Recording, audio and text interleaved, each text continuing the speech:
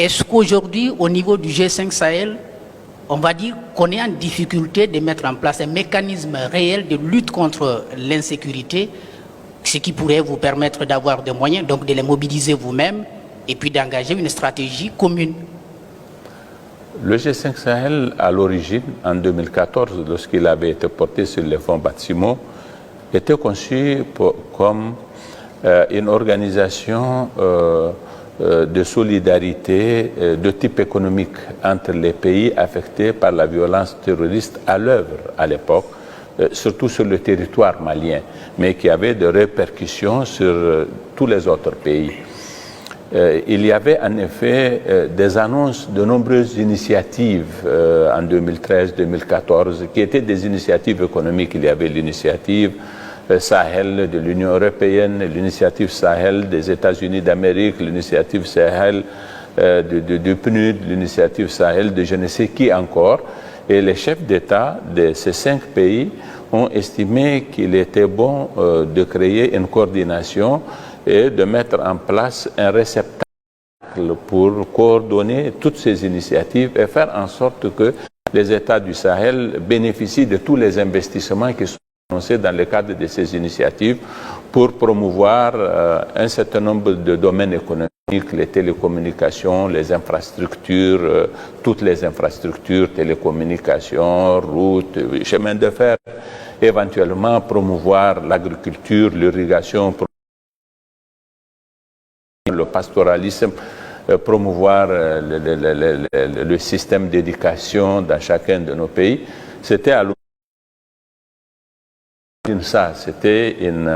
une organisation à vocation vraiment d'intégration économique, de mobilisation de fonds et de coordination de l'usage de ces fonds. C'était ça l'idée, c'était ça le concept vraiment en Nouakchott lorsque nous avons eu le premier sommet.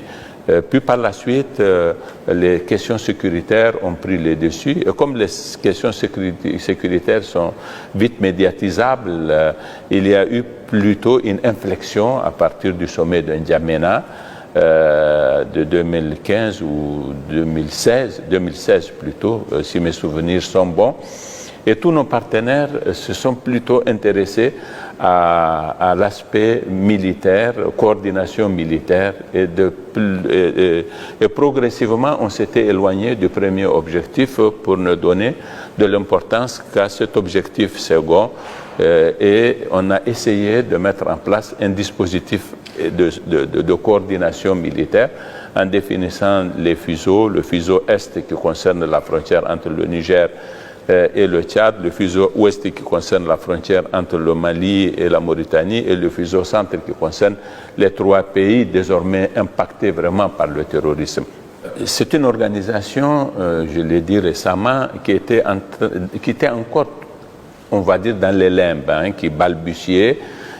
dont l'identité, vous le voyez bien, n'était pas totalement acquise, dont les missions et les modalités de la prise en charge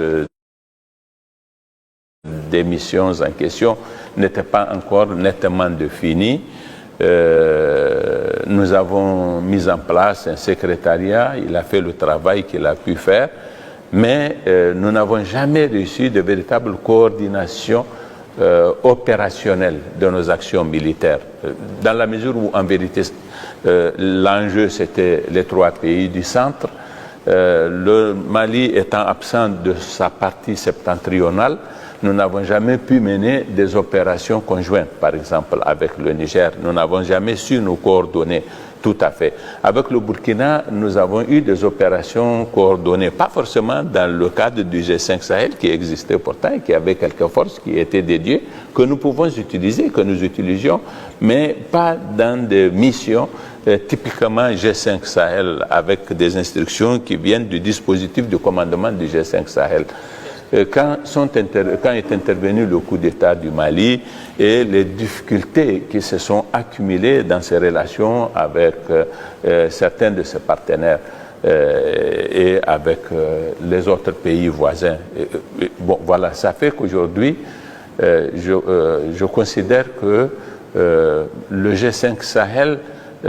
n'a pas tout à fait réussi sa mission de coordination des investissements économiques qui était l'objet de sa mission à la base, il n'a pas davantage non plus répondu de façon efficiente à l'objectif de la coordination opérationnelle